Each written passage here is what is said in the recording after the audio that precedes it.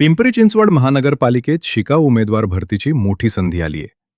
ITI केलेल्या विद्यार्थ्यांसाठी ही फक्त भरती नाही, तर सरकारी विभागात प्रत्यक्ष कामाचा अनुभव मिळवण्याची सुवर्ण संधी आहे.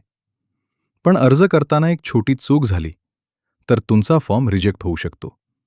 त्यामुळे व्हिडिओ शेवटपर्यंत नक्की बघा. नमस्कार मित्रांनो, तुमचं स्वागत आहे रावीस करिअर अड्डावर.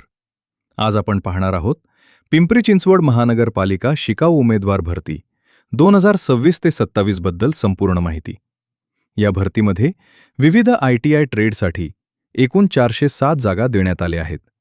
यामध्ये COPA, electrician, wireman, DTPO, plumber, RAC, POCM, surveyor, draughtsman civil, MMV, instrument mechanic आणि गार्डनर अशा ट्रेडचा समावेश आहे.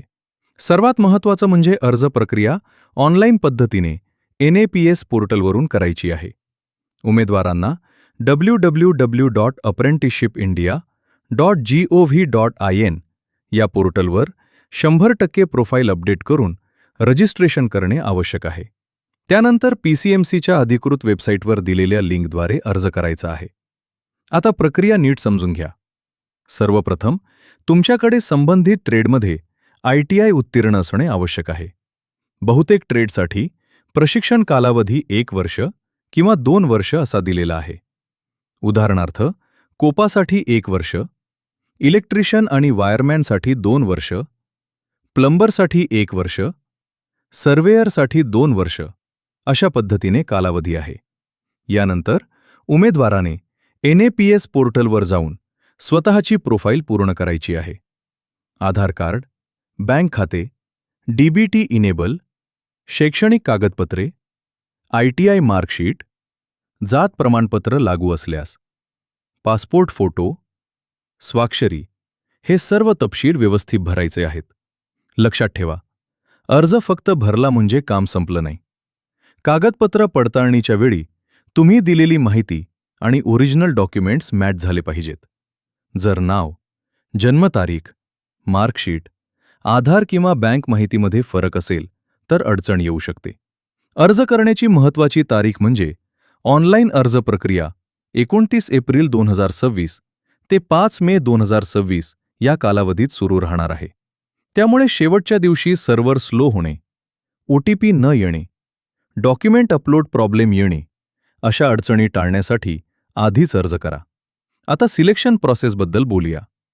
या भरतीमध्ये साधारणपणे उमेदवारांची निवड ITI मधील गुण, पात्रता, कॅटेगरी वाईज जागा आणि डॉक्युमेंट व्हेरिफिकेशन यावर अवलंबून असते.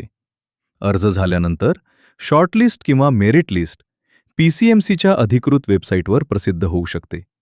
त्यामुळे उमेदवारांनी नियमितपणे www.pcmcindia.gov.in ही वेबसाईट चेक करत राहणे गरजेचे आहे. मित्रांनो, ITI केलेल्या विद्यार्थ्यांसाठी ही संधी खूप महत्त्वाची आहे. कारण आजच्या काळात फक्त सर्टिफिकेट पुरेसं नसतं. प्रॅक्टिकल एक्सपिरियन्स खूप महत्त्वाचा असतो. PCMC सारख्या महानगरपालिकेत अप्रेंटिस ट्रेनिंग मिळाली तर पुढील करिअरमध्ये चांगला फायदा होऊ शकतो. म्हणून माझा सल्ला असा आहे, पात्र असाल तर अर्ज नक्की करा. पण घाईत चुकीचा फॉर्म भरू नका. आधी डॉक्युमेंट्स रेडी करा, NAPS प्रोफाईल अपडेट करा आणि मगच अर्ज सबमिट करा. जर हा व्हिडिओ तुम्हाला उपयोगी वाटला असेल तर लगेच लाईक करा, तुमच्या ITI मित्रांना शेअर करा आणि अशाच भरती अपडेट्स, मेरिट लिस्ट, DV आणि रिझल्ट अपडेट्ससाठी रवी करिअर अड्डा चॅनलला सबस्क्राईब करा. भेटूया पुढच्या महत्त्वाच्या अपडेटमध्ये. धन्यवाद.